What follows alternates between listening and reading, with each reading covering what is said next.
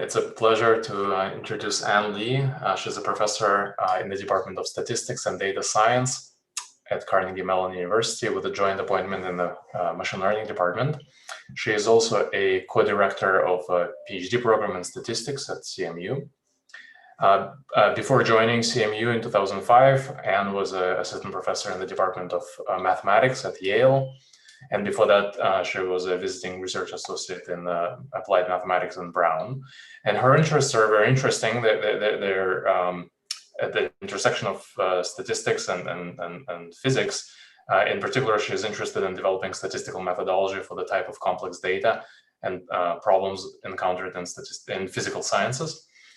She co-directs the statistical methods for the physical sciences research group at CMU and key personnel in the recently founded NSF AI Planning Institute for Data-Driven Discovery in Physics. Please take it away, Ann. So thanks so much, Sasha, and thanks for inviting me. So talk about my current work on simulation-based inference. So simulators are really ubiquitous in science, and they're used to model complex phenomena at all length scales, from subatomic scales in high energy physics to the scales of the universe in cosmological analysis.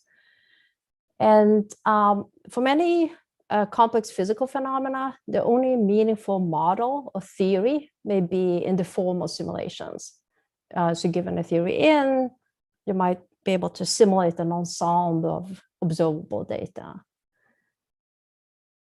So I really love this figure here, designed by Kyle Kremer. And it shows you a taxonomy of different types of simulations. So you have stochastic and deterministic. And at the bottom here, you have examples of scientific fields that rely on simulations. So these simulators might be very good at simulating realistic data, but they're often poorly suited for sort of the inverse problem of inferring the underlying scientific mechanism that are associated with the observations you see.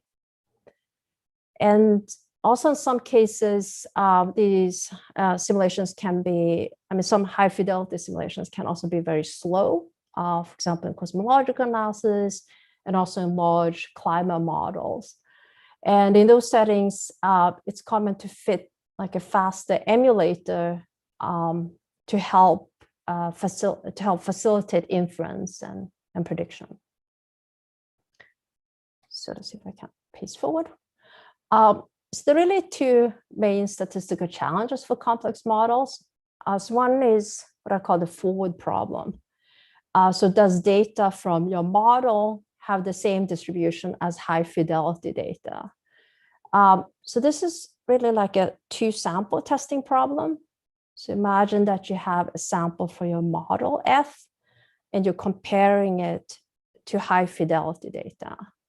And you want to know not only if the two distributions are the same in a potentially very high dimensional space, but you also want to know how the distribution are different. So you have interpretable, diagnostics. And so we have several papers on comparing high dimensional data. And if you're interested, the main methods paper can be found in Electronic Journal Statistics. And we also developed validation techniques for forward models with internal parameters. So it would be approximate likelihood models. However, this talk is really about the second inverse problem. So suppose we have a forward model that implicitly encodes the relationship between parameters of interest and potential high dimensional observable data. And you want to construct conferences or parameter regions that have a guaranteed probability of capturing the true values. And you might have very low sample sizes, such as one observation. So we're going to look at the stochastic inverse problem and so-called likelihood-free inference. Okay, so what's likelihood-free inference, or LFI for short? So the likelihood, it relates the parameters of the data general process to observable data. But for some complex phenomena, you may not be able to even evaluate the likelihood. So you can't do MCMC or anything, but let's say that your likelihood is implicitly encoded by the simulator.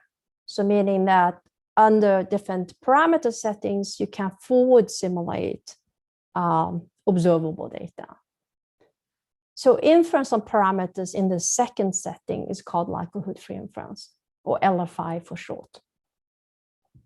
And it's sort of becoming a growing field because of simulators really being used in all these domain sciences. Okay, so for a long time, LFI has really meant the same, been pretty much equivalent to approximate Bayesian computation, or ABC for short. And here's how the simplest ABC algorithm works. So you put a prior distribution of your parameter space, then you simulate data under different parameter settings.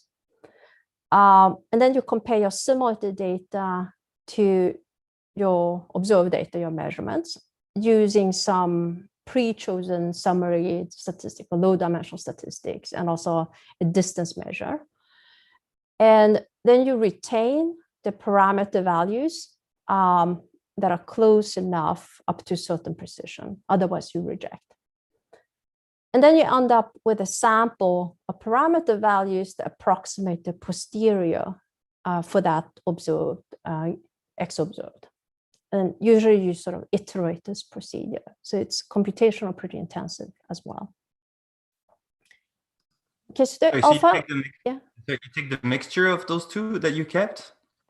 Yeah, so you basically often iterate and you take all your particles, all the ones that are not reject accepted. And as you can sum them up, like you can think of it, you're just adding up all of them.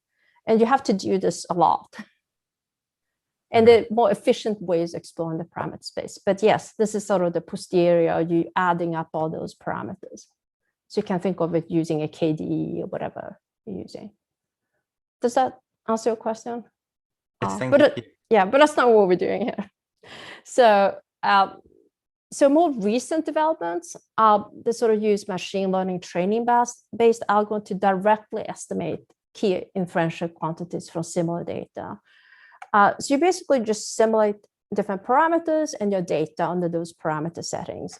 And then you use that as a sort of training set to estimate posterior. So the probability of theta given X, or likelihoods or likelihood ratios. So this is sort of the bunch of papers on this now. So it's sort of dominating the LFI development. So these new training-based approaches, they can be computation very efficient to provide amortized inference, meaning that your model only need to be trained once. And depending on what machine learning algorithm you use, you can handle potentially very complex high-dimensional data, like images, sequences of images, without relying on a prior dimension reduction. And you often scale to large data sets as well. Okay, so that all sounds good. So what's missing in the literature? Well, you can argue that statistical tests and confidence sets are sort of the cornerstones of statistical inference. But practical inferential tools that have finite sample guarantees of frequentist coverage, like can you, given observed data, can you construct parameter regions that capture the true parameter value with certain probability? That haven't received much attention, those questions. And here's something to think about that I noticed when I work in applications. So suppose someone has a forward model that can generate realistic data X for different quantities of interest. So you're interested in theta. And suppose that X are images or sequence of images or something very complicated. then by far, the most popular approach in domain sciences and machine learning is to try to predict the quantity of interest, given your observations. So you might use, for example, deep learning networks, or you basically train your neural network on your simulations, and then you try to predict what you're interested in. It's pretty much dominating, a lot of these in domain sciences. So here's an example why predictive approach may not be the right one. So this is an ongoing high energy physics project with our student Luca Masserano and particle physicist Thomas Dorigo and my colleague Kuusela. So the goal here is to estimate the energy of muons, which is a type of elementary particle that often signal the existence of new physics, like the Higgs boson. And the data here is the energy that's deposited in a calorimeter as the muon enters the calorimeter. So the data, the energy measurements in these layers, and then you have, in this case, 50 different layers in depth. Okay, so Tommaso's group has realistic forward simulations of these energy deposits given different values of the true muon energy. But if you try to predict the muon energy using simulated data, then the predictions are going to be biased by how you simulate from your parameter space.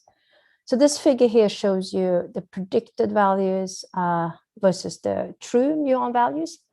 And you can see that your estimates are your predictions are biased.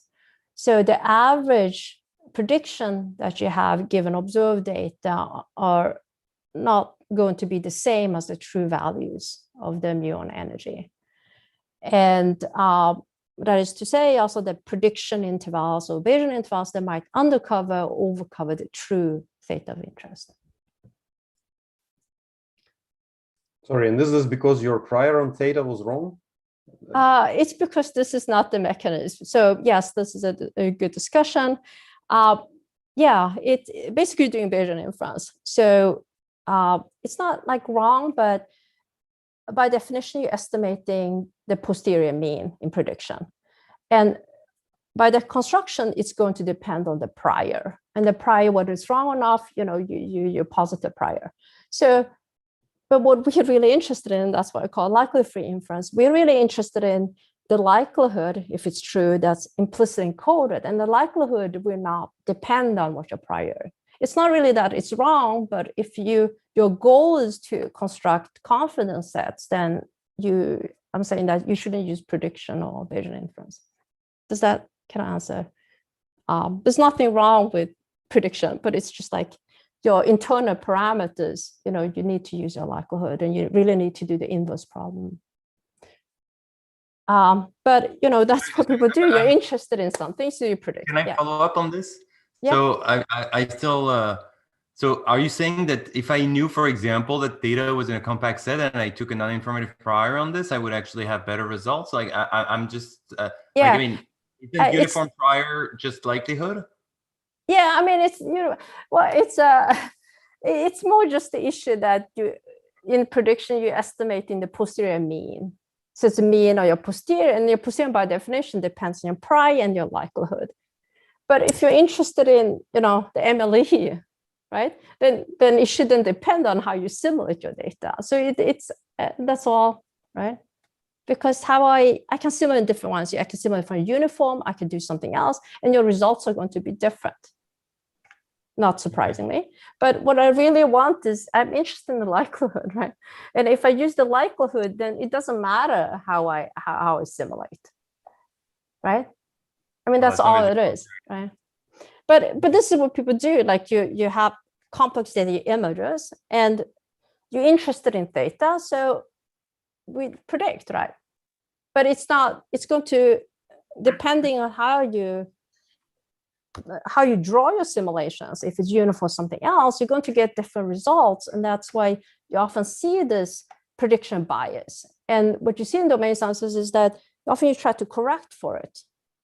Can I also ask a brief kind of maybe terminology question, Yep. which is, if you assume you can simulate from f theta for each theta, you're implicitly imposing some likelihood, right? So Yes. the likelihood-free inference terminology, is that because you're kind of trying to, you're avoiding solving variational problems related to the likelihood, or? Okay, let me put it this way. So likelihood-free inference means that, okay, your simulator implicitly encodes the likelihood. What's the probability of the data given theta? But it's called likelihood-free inference because you don't actually have the likelihood explicit. Not only don't you have an analytic expression, but I can't evaluate it. So if you give me theta, I can't tell you what the value is of the likelihood. That means you can't. So I can't even do MCMC because that, if you jump around in parameter space, you want to evaluate that probability. So that's, I didn't invent the name, but likelihood-free inference is like you don't have, this likelihood implicitly. So you can't really compute MLE or do MCMC. It's just terminology. Oh, right. Okay. And then I guess then it really depends on the rejection mechanism and acceptance mechanism of your samples, right? Because there you can choose whatever you want in some sense, and you're maybe choosing something that is simpler than to calculate what would be given by the usual likelihood.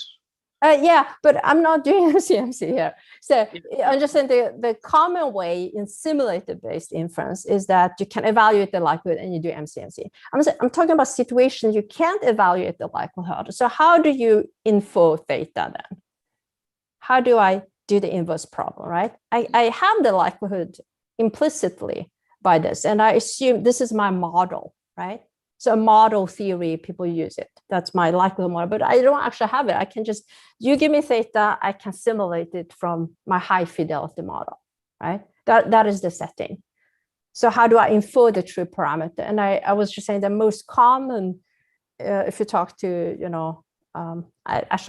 maybe I shouldn't mention specific people, but is that you try to predict, right? You have all your simulations and then you try to predict. But I'm saying that doesn't really give you, frequentist confidence sets. So it doesn't really have to do with how you, MCMC or anything. But yeah, so the point is that how do I do like statistical tests and confidence sets in such a very challenging setting? Okay, so, all right, so we're saying that prediction may not be good, Bayesian inference is useful, but maybe not if you want to get confidence sets. So how about frequentist LFI approaches? So basically, where you estimate the likelihood or the likelihood ratio. Well, current approaches, they still rely on asymptotic assumptions for downstream inference, such as, for example, the likelihood ratio statistic having a chi-square distribution. So asymptotic assumptions, basically. And they also do not really assess the quality of inference across parameter space. So if you form let's say you form a confidence set, does it really, guarantee, control your type 1 error or like get the nominal coverage? So there's a lack of interpretable diagnostics.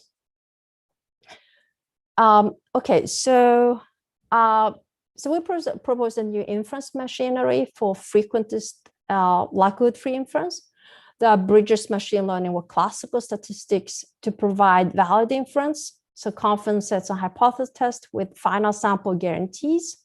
So type 1 error control, even if you only have 1 observation or 10 observations. And practical diagnostics that can check your actual coverage across the entire parameter space. And then modular approaches that are compatible with any test statistic and that can accommodate different types of potential high-dimensional data. So I will present preliminary work, this was work presented at ICML by Nick Damaso. Nick also helped me making some of the slides that I'm going to show. So the key ingredients here is that you have data, you have a test statistic, for example, the likelihood ratio statistic, and you have a critical value. You say you reject the null if, you, for example, your test statistic is smaller than that critical value. And our method is based on a classical result by Neumann that says that constructing confidence set at a certain level is equivalent to testing null hypothesis, but you have to do it for every parameter in your parameter space. Okay, so here, just a reminder how the Neumann construction confidence sets work. So for fixed data and the level alpha, we find a critical value that rejects the null, that theta is the true value. So C here is the alpha quanta under the null, and it's different for different parameter values. So to the right, the horizontal line here, field line represents the acceptance region for your test statistic for this theta value. And then you have to repeat this procedure for every theta in your parameter space. And the horizontal lines here represent your acceptance region for each theta. And then you observe your data and you calculate your test statistic. And of course, the key idea is that the confidence set or your region estimate for theta, indicated with the red line here, consists of all theta values for which the observed test statistic, the black line here, indicate what black curve falls in the acceptance region. Okay, so that sounds like a whole lot of work. And this is also the reason why pretty much everyone has heard about the Neumann construction of confidence sets, but you don't really see this in the actual applications, that you construct valid confidence sets this way. Okay, so how do we turn this construction into practical procedure? So the wrinkle is that you have to do this test for every single parameter in your parameter space. But then sort of the key realization is that the main inferential quantities, like your test statistic, your critical value, and also the coverage of the confidence set, yes, they depend on theta, but they're really conditional distribution functions, and they're often very smoothly as a function of the unknown parameter theta. So we're saying that here's an efficient construction of finite sample confidence sets that are valid.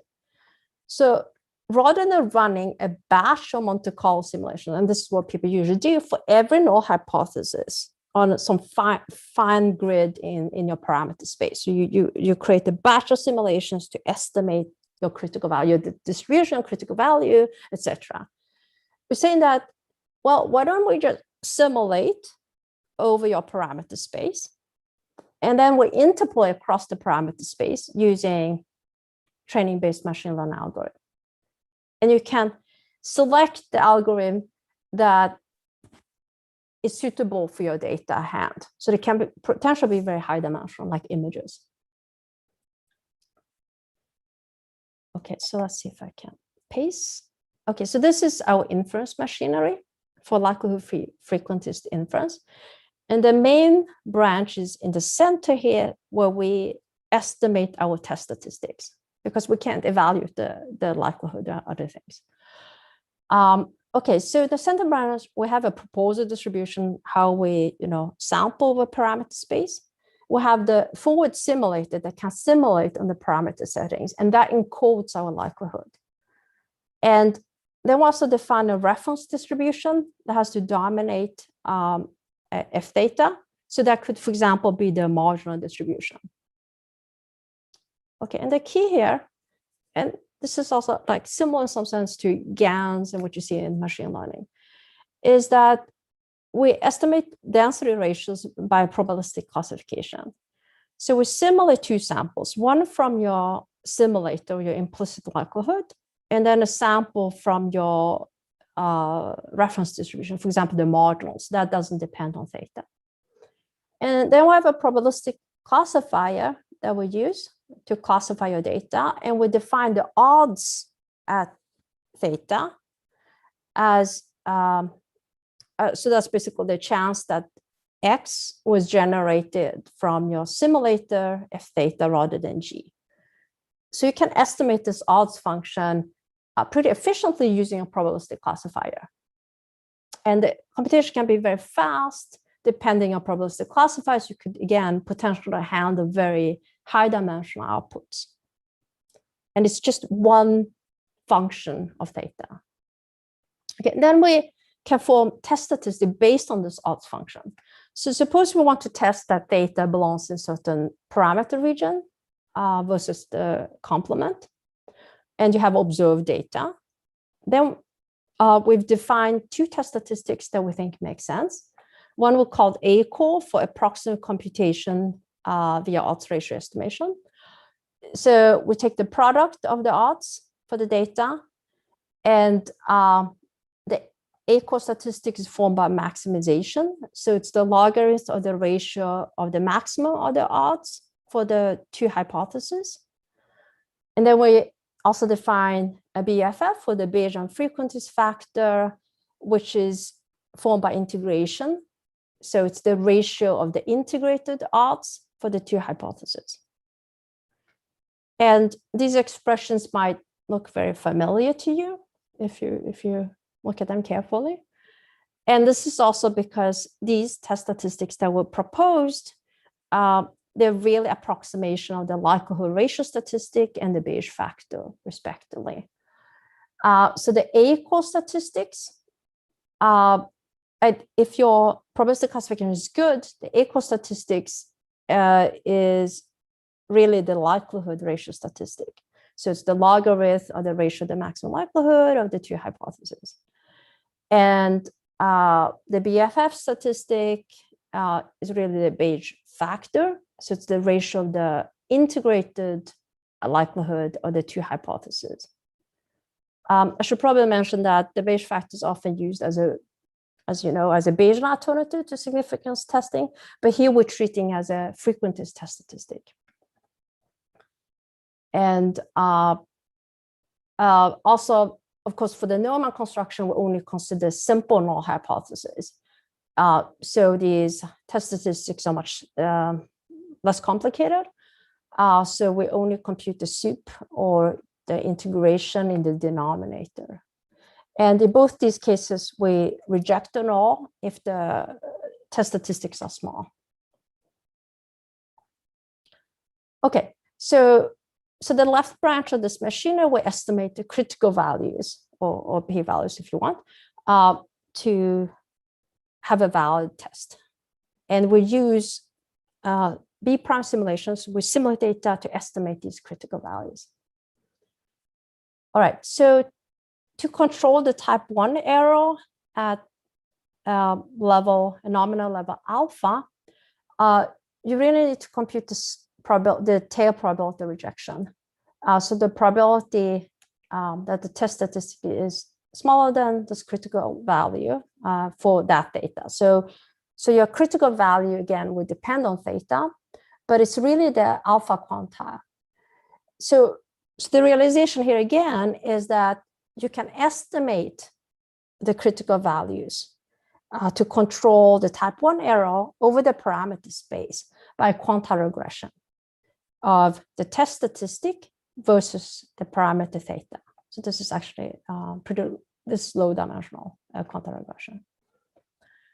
And then we can construct our confidence sets via normal inversion very efficiently. So we estimate the critical values by quantile regression over the entire parameter space.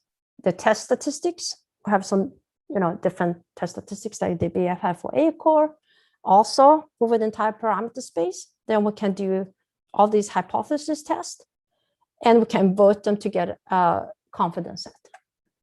And if we do it correctly, then this should be valid, approximately valid.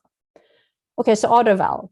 Well, one can show that if your quantile regression that we used and the sample size B prime we used to estimate the critical values are large enough, then our procedure will control the type 1 error at the nominal level alpha. And this result holds regardless of the sample size, if it's 1 or very small. And it also holds whether we estimate the true statistic, the likelihood ratio statistic or the Bayes factor well or not. So validity does not have to do with how well we estimate our test statistic. So what can we say about power? So consider the decision of our approximate test, an approximate test statistic, the BFF for ACORE, versus the decision of our exact test using the likelihood ratio, the true likelihood ratio statistic or the Bayes factor. And then one can show that if the probabilistic classifier for learning the odds is consistent and the critical values are well estimated, then the power of our test, so the probability of rejection, converges to the power of the exact test if the sample size B we use for the probabilistic classification is large enough. And I can see that I'm sort of behind in time. So I might skip this, but this is just that for BFF confidence sets, we can analyze the power further for special cases. So it can relate the power to an integrated odds loss that basically tells you how good the classification is. And you can also compute sort of rates, like say that the probability of the hypothesis test based on the Bayes factor versus the BFF statistic, the probability that lead to different conclusions is sort of bounded by this integrated loss. So depending on the rate of your classifier, you can also bound this error, the probability that you have different decisions, what the rate is. But okay, so I want to finish up with the machinery and then definitely show some examples. So the right branch here is checking the actual coverage. So after you constructed them, how do you know if it's any good? So the coverage is really the probability that theta will be captured by a constructed confidence set, and it varies in theta. So instead of doing these batches, very time-consuming batches, again, we can use a regression. So if you look at that coverage, it's really a regression of the indicator function that theta belongs to R. So what I'm saying is that you can again use another sample with sample size simulations. You sample, you construct your confidence sets for those samples, and then you look at this, you define this in binary variable. Does your theta, does it belong to your constructed confidence set or not? And then you regress that binary random variable on theta with probabilistic classification.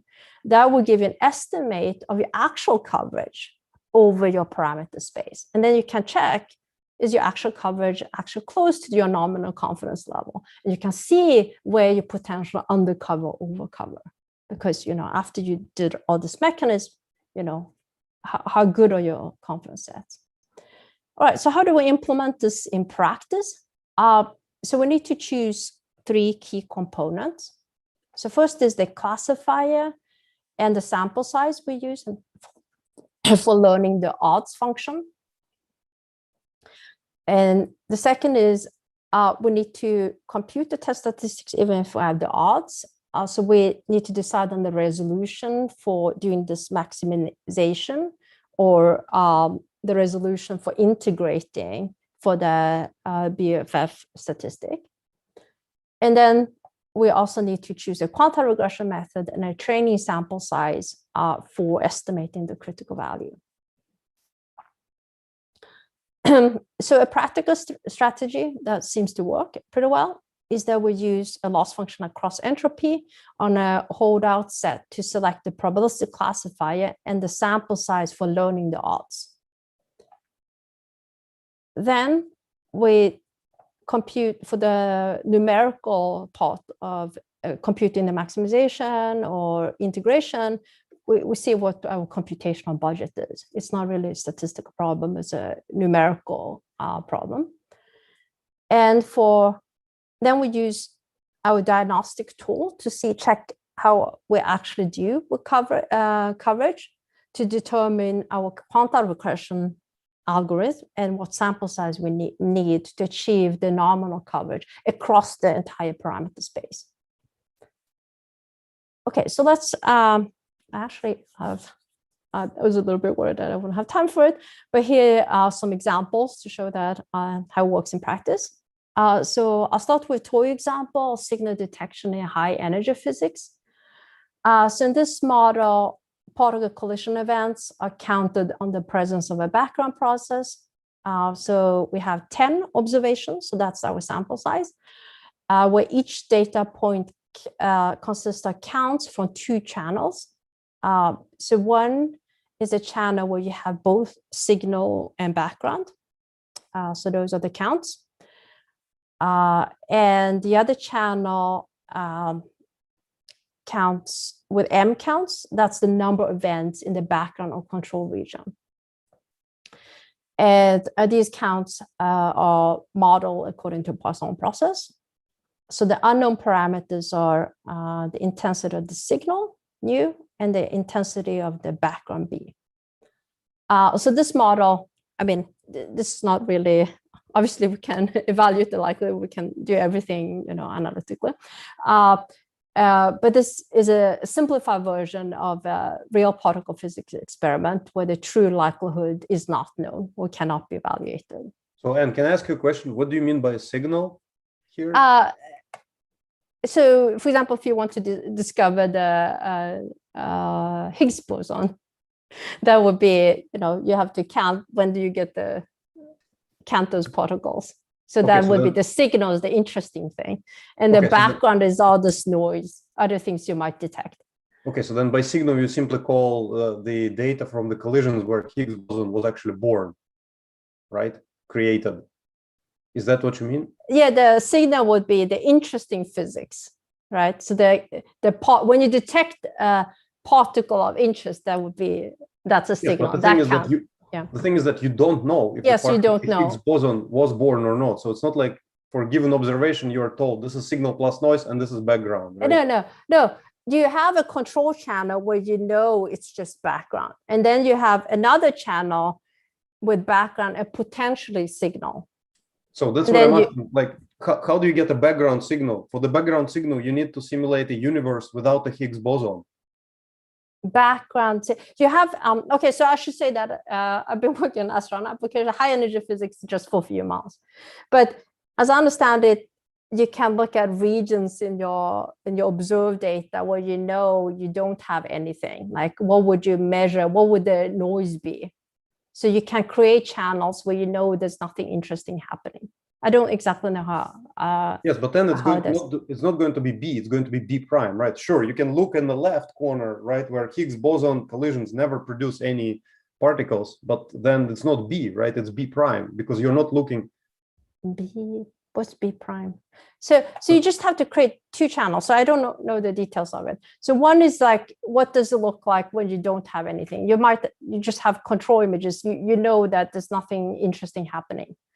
And you have count in your detector. This is just a toy example anyways. That would be a channel where I know I don't have anything interesting. And then I have something that maybe I have something interesting.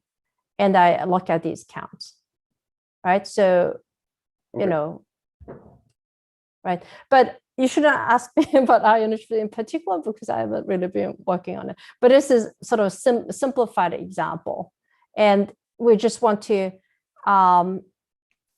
estimate, actually the interesting thing is mu, and you want to estimate mu and then form a confidence set for it and see, does it, for example, include mu is 0? So mu is 0 is that nothing interesting. That will be your null hypothesis, that mu is 0 versus not. So you can formulate it as a hypothesis testing problem, right? So this is with everything, or you can form confidence sets. And now as a toy example, I just form confidence sets for both mu and B. B is usually just a nuisance parameter because we're not interested in. Does that make sense? At least don't ask me about Higgs boson. You can ask Kyle about that. But you can ask me about this example at least. Does this make sense that I just have this Poisson with, my model looks like this. And I guess the parameter of interest is mu. Is it 0 or not? So if it's 0, then there's no signal. That would be my null hypothesis. And if mu is significantly different from 0, then I say I reject the null. right? Does that make sense? I understand your model. I myself can never connect it to physics, but okay, that's fine. Yeah. Right. I understand. You should. I should put in a plug. Oh, I should put in a plug. We actually running. I didn't make a slide, but I can send it to you. We have a workshop on physics for our AI center, so you're very welcome to go to that. You can look at my webpage also, and famous particle physicists will be there. They can take your questions about the Higgs boson. So let me just show the example so you can see that this works, at least for this. So here I'm just showing the constructed confidence sets for particular X observed for this simple Poisson model. And I'm first going to assume that we can evaluate the likelihood and just use our machinery to estimate critical values. So the red contour here shows the exact likelihood ratio confidence set, and the red star is the true parameter that we don't know. And but estimating critical values can be how it would be challenging, as highlighted by the difference in the results for two different quantile regression methods and sample sizing. So if we use our good enough fit procedure, the practical strategy to check coverage, we can use that to select the best method, which would be the blue in a principled way. And that actually leads to confidences that are close to the exact one by likelihood ratio test. And what if so the next one shows you the full LFI setting. So here we have 90% confidence sets where we use ACORE to estimate both the odds, the test statistic, and the critical values. So this is the LFI setting.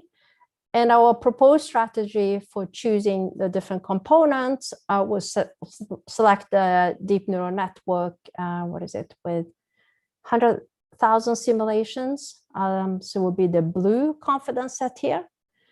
And these are actually close to the exact one in red.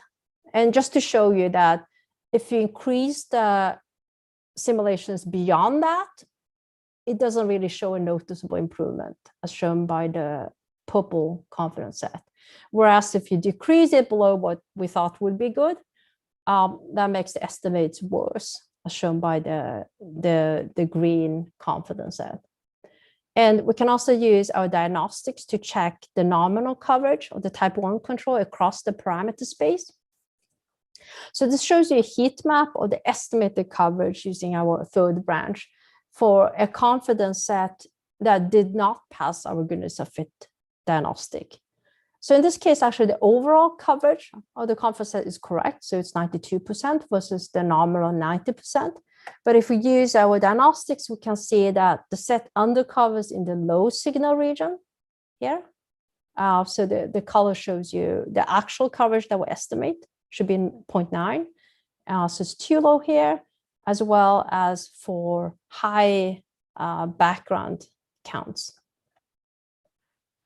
So skip this. So how does our approach scale, like for increasing parameter dimensions? So that was an example with just 2 parameters. So we're going to consider an example where the forward model is just a multivariate Gaussian distribution. And we're going to construct a confidence set for the unknown parameter vector theta in d dimensions. And suppose we have only 10 observations. So the sample size is 10. And the true parameter is 0. So, but we don't know that. The true parameter we want to estimate. So we're first going to consider a setting where the likelihood can be evaluated, but we do not know the distribution of the test statistic under the norm. And we're going to compare our results to baseline from using the exact likelihood ratio statistic and the exact Bayes factor. And we're also going to compare our results to CrossFit likelihood ratio statistic, which is a new universal inference method for constructing valid finite sample confidence sets in settings where you know the likelihood, where it can be evaluated. And here shows you some examples of constructed confidence sets in you start in 2 dimensions for different methods. All these methods, they are valid. So in 2 dimensions, our method gets confidence sets, returns confidence sets that are very similar to the exact likelihood ratio confidence set in blue. So they compare the green and the blue. But they're much more smaller, more precise, and then the more conservative universal inference approach, which is valid, but it gives you these larger confidence sets. We use CrossFit likelihood ratio. And the difference in power, so the expected size of the confidence sets that usually reflects power. And the differences in power, they're more pronounced the higher the dimension your parameter space is. So we're going to sort of construct confidence sets using our LFI, using our machinery, and then we're going to use those to decide whether to reject a parameter value or not, whether it's inside or outside our confidence set. So the power or the probability of a correct decision of rejection is going to increase the larger theta is, the further away it is from the true theta value at the origin, because it's an easier decision. So we're going to get power curves that way. This shows you coverage and power. So we look at 10 up to 100 dimensions. So all these methods have the control, the type 1 error that has the correct coverage. And these are the power curve I'm looking at in 100 dimensions. So the exact likelihood ratio gives you this power, this curve, and our machinery for estimate critical values, we can't really tell the difference. It gets almost the same results, and we have a pretty modest sample size of 5,000 simulations to estimate the critical value. And CrossFit, a universal likelihood ratio statistic, is more conservative, so it's not as powerful. Basically, if you look at it, it overcovers, basically.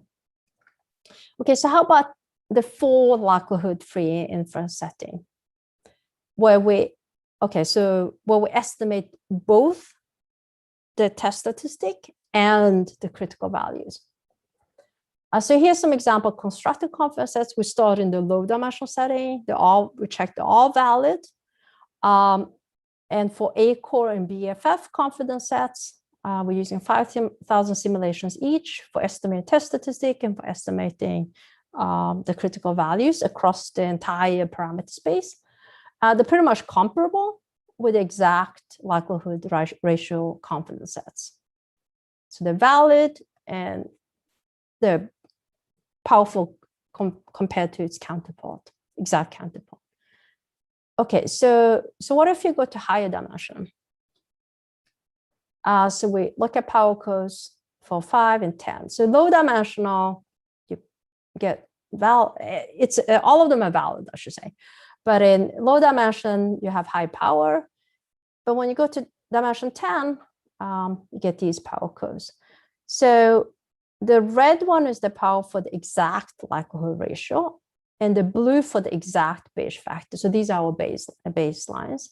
And not surprisingly, for this setting, the likelihood ratio statistic would do better, because the likelihood ratio test is a uniformly most powerful unbiased test for the Gaussian example.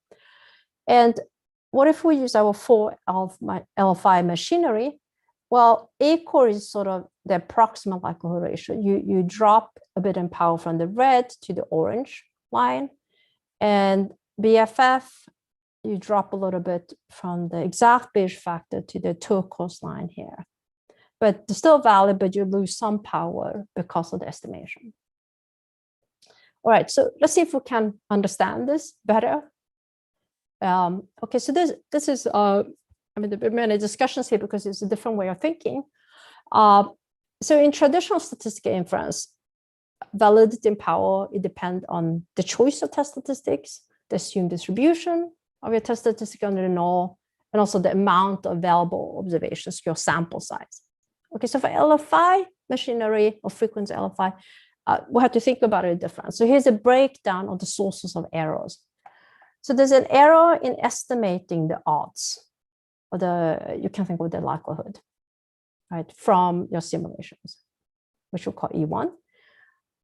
Then there's also a numeric error that we sort of forgot about first when computing the test statistics. And it's not as nothing to do with statistic estimation, but even after you estimate your odds, you still have to compute the soup or integrate for BFF. So you have a certain, how do you choose your gradient parameter space? How do you do integration? So there's an error associated with that. And the third is the error in estimate the critical value. So basically the cutoffs as a function of theta. Okay, so how do they play in practice? All right, so the error for estimate the critical values, that, as we showed, that validity is determined by your quantile regression. So if that is consistent, and if your simulations, you have enough simulations, then you can pretty much ignore that. So getting valid confidence is actually not that hard. Like the examples we showed, we did pretty well. Power is actually much more challenging.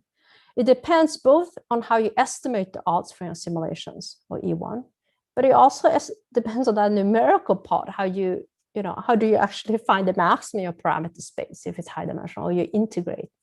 So it depends on both estimating odds and this numerical part.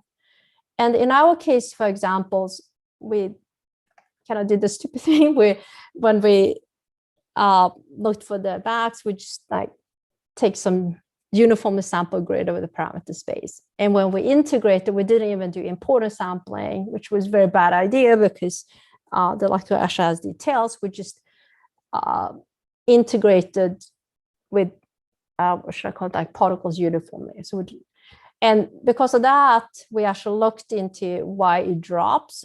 So this error in this case does not come from estimating the odds, because we're pretty good at using probabilistic classifier. It's relatively not as hard. So in our case, because we didn't do the integration very well, most of the drop is because of that. So that means that if we do importance sampling, integrate better, we can probably raise that power. Okay, so I see I'm running out of time. So the takeaway is that for frequentist LFI is, and I think it's actually the first time in the literature, is that we can construct in that setting that's very challenging confidence sense with nominal coverage. We can provide diagnostics to see, does it actually work well in the parameter space?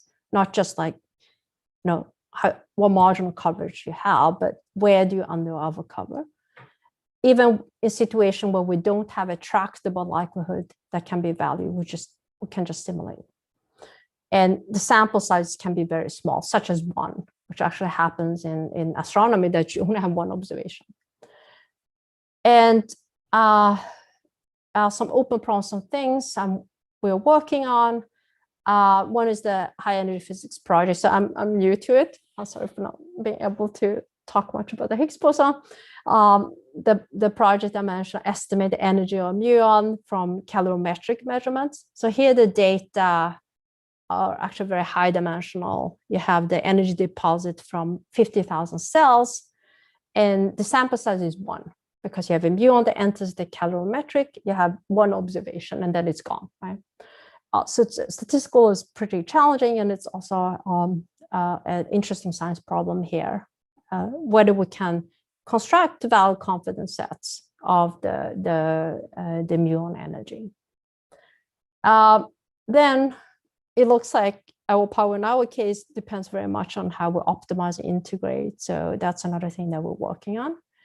And the third project I'm working on is I really want to consider settings where the simulations are very expensive, because that's really the case often in cosmology and also climate models. So working on combining our validation work with this likelihood-free inference machinery for guided simulations. So if it's very expensive to simulate, so where in this parameter space would you simulate to construct the best confidence that you have? Or how should you calibrate your simulations to estimate your quantities of interest? So see, I'm exactly barely on time here. So thank you very much, Anne. Very nice talk.